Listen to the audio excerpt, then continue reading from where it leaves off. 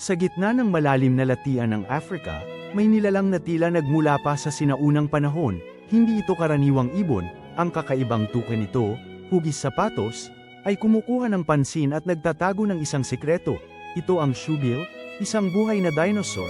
Ang pinakakahanga-hanga sa shoebill ay ang estratehiya nito sa pangangaso. Sa loob ng mahabang oras, buong araw, walang kibo itong naghihintay sa putikang tubig, tila isang rebulto o anino ng kapaligiran.